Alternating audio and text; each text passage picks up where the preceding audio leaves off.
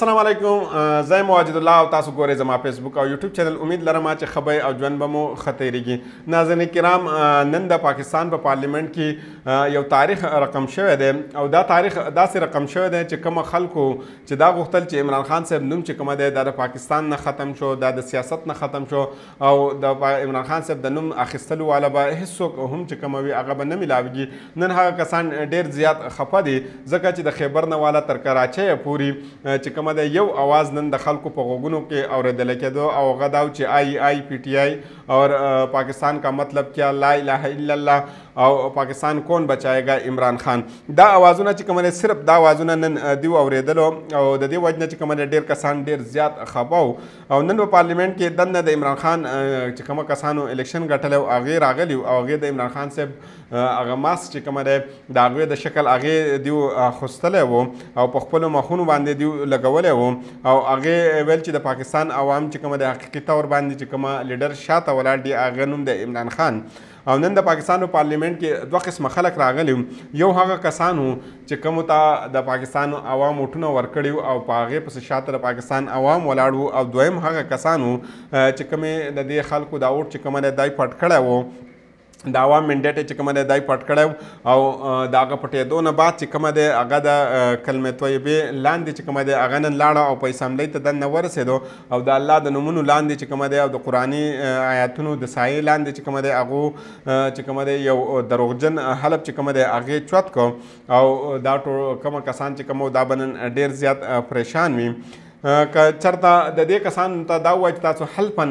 دا ویلی شئ چې آیا تاسو ته چې دا کومه منډیټ میلاو شوی دی نو دا حقیقتا منډیټ دی، نو شاید په دې کې به ډېر کم کسان داسې وي چې هغه به دې خبرې ته تیار شي. که چېرته موږ د نواز شریف صاحب نه تپوس وکړو، که د خواجه آصف صاحب نه تپوس وکړو، د ون چودري صاحب نه تپوس وکړو، دارنګې د اتیاو نه والا چې تر 90 پورې داسې خلک دی چې هغوی دا منډیټ چې کومه دی دا جعلي منډیټ دی. دا حل چې کومه دی دا حل پندا نه شي ویلی چې دیو سره چې دا کومه منډیټ دی دا چې کومه دی دیو ته حقیقتا میلاو شوی دی او که دیو ته چېرته دا وویلی شي چې تاسو خپل پام 45 راوړئ او خپلې مخې ته کېدئ او حل پندا ووایي چې موږ الیکشن ګټلی دی او موږ الیکشن نه دی بللی نو وایي د هغې نه بعد چې کومه دی دودھ کا دودھ اور پانی کا پانی ہو جائے گا، یعنی ښکاره پته به ولګي. نن د پاکستان تحریک انصاف واضح طور باندې دا اعلان وکړو چې په هېڅ صورت باندې چې کومه دی دیو به دا چوري شده منډیټ چې کومه دی دا به دیو نه تسلیموي او تر هغې پورې به اسمبلې چلېدو ته نه پرېږدي او تر هغې پورې به دا حکومت هم چلېدو ته نه پرېږدي تر څو پورې چې دیو دا خپل چوره پټ شوی منډیټ چې کومه دی دا واپس نه کړي او تر څو پورې دیو ته دیو دا سیټونه واپس نه کړی شي. نن د قومي اسمبلۍ اراکین چې کومه هغه چې کله اسمبلۍ ته ورسېدو نو هغوی په یو بل پسې ډېرې نارې ووهلې. چا د عمران خان زنده باد آئی پی ٹی آئی نعرې ولګولې، چا ویلې چې شیر آیا شیر آیا او چا ویلې چې ایک زرداری سب پر باری. دا وخت که د پاکستان کې موږ وګورو نو په ټویټر باندې یو ټاپ ټرین دی او هغه ټرین دا دی که تاسو چېرته وګورئ منډیټ چور بې شرم لوگ. ارشاد بټي صاحب چې کومه دی هغې پرون د کامران خان په شو کې چې کومه دی پرون شپه ډېر ښایسته شعر ویلی دی او هغې ویلی چې تازه ایجاد ہوئی میری بستی میں یہ رسم کہ پتہ کا جشن مناتے ہیں ہارے ہوئے لوگ. مخکې راځئ تاسو ته وایي چې پوره دنیا ته دا علم دی او هغه دا پیژني چې خواجه آصف صاحب چې کومه دی د ریحانه ډار صاحبانه الیکشن چې کومه دی دا بیللی دی د پاکستان ماشوم او بچي ته دا پته ده چې نواز شریف صاحب چې کومه دی د یاسمین راشد صاحبانه الیکشن بیللی دی او د پاکستان هر یو کس ته دا معلومه ده چې هغه څه سیاسي شعور لري که هغې چېرته ووټ ورکړی وي چې سلمان اکرم راجا صاحب چې کومه دی هغوی ون چودري صاحب ته چې کومه دی ډېر عبرتناک شکست ورکړی دی. د پاکستان بچي ته دا هم معلومه ده چې په پنډیک ډویژن چې کومه 14 سیټونه دي او د کراچۍ 18 کومه سیټونه چې کومه دي دا د پاکستان تحریک انصاف منډیټ چې کومه دی دا نون لیک ته ورکړولی شوی دی. دا تصویران تاسو لیدلی شئ چې څرنګې خلک چې کومه دی اسمبلۍ ته دننه راځي او د عمران خان صاحب ماسک چې کومه دی دا دیو اخیستلی دی یعنی خپل مخ ته اچولی دی او دا دیو په هغې کې برسټر ګوهر صاحب چې کومه دی چې کله هغې اسمبلۍ ته راغلی او هغې دستخط وکړو نو په هغه وخت کې د دستخط سره هغې د عمران خان صاحب تصویر چې کومه دی هغه یې چوت کړو او هغه یې خلکو ته وښودلو او د هغې سره چې کومه دی هغې د عمران خان زنده‌باد نارې هم ولګولې. دارنګه عمر ایوب صاحب هم کړی او نور چې پاکستان تحریک انصاف څونه کسان راغلي هغو هم دا کار کړی. دارنګه عمران خان صاحب د پارټۍ یو نوجوان چې کومه دی شاهد خټک صاحب چې کومه دی هغه په دې ټولو کې حد کړی دی او حد هغې دا رنګې کړی دی چې د احسن اقبال صاحب مخې ته ولاړ او د احسن اقبال صاحب مخې ته دوی یو ویډیو ریکارډ کړله او په دې ویډیو کې دوی ویل چې دا هغه کسان دي چې دوی الیکشن بایللی دی او دا هغه کسان نه دي چې کوم الیکشن ګټلی دی او دوی زموږ د منډیټ چې کومه ده دا دوی پټ کړی دی او زموږ د منډیټ په پټېدو نه بعد چې کومه ده دوی اسمبلۍ ته رارسېدلي دي او هغه ویلي چې دا خلک چې کومه دی په دې کې هېڅ قسمه شرم نشتي او نه په دې کې څه حیا شته او مزید دا هم ویلي چې دې خلکو ته هېڅ قسمه علم هم نشتي چې شرم څه ته وایي او حیا څه ته وایي. زین قریشي چې کومه دی د شاه محمود قریشي صاحب زوی دی هغې هم نن اسمبلۍ ته راغلي او هغې د خپل والد صاحب تصویر چې کومه دی په خپل لاس کې نیولی و او یو پرامن احتجاج هغې هم ریکارډ کړی دی.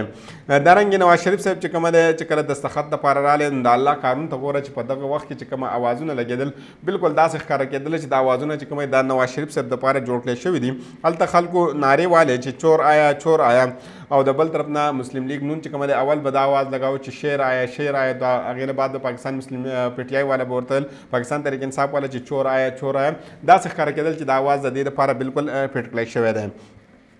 علي محمد خان او شیر افضل مروت خان چې کومه دی هغې هم د عمران خان صاحب د ماسک چې کوم دا اغوستلی و شانداره ګلزار صاحب هم په مخ باندې دا ماسک لګولی و زرتاج ګل وزیر صاحب هم دا ماسک لګولی و او دارنګې جمشید دستي صاحب چې کومه دی دا نن اسمبلۍ ته رارسېدلی و دا ډېر ښه خبر هم دی او حیران کن خبر ځکه هم دی چې 9 مهینه بعد چې دوی څنګه ژوند تېر کړی ډېر حیران کن ژوند و او د دوی ویډیو فوټیجز هم تاسو لیدلي وو. لطیف کوسه صاحب هم نن رارسېدلی او هغوی ویلي که چېرته ایوان پاک کول غواړئ نو 9 فروري چې څونه کسان دي دا به تاسو بار وباسئ. علي محمد خان صاحب ویلې چې الله الحق الله چې کومه دا حق دی او 12 میاشتې مخکې دا ما ویلي چې زموږ لیډر چې کومه دا به 2/3 اکثریت سره واپس راځي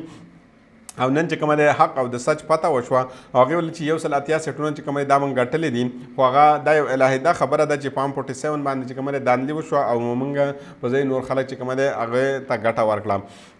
شهریار اپریدي صاحب نه یو سوال وشو چې جناب محترم تاسو به مخکې څه کوئ نو هغوی ویلې چې څه زما سره شوي دي او څه زما د کور والا څه شوي دا ټوټل به زه معاف کړم خو چې کومه څه زما د قوم سره شوي دي زما د حلقې سره شوي دي نو هغه زه نشم معاف کولی ځکه چې د قانون نه بره هېڅوک هم نشتي.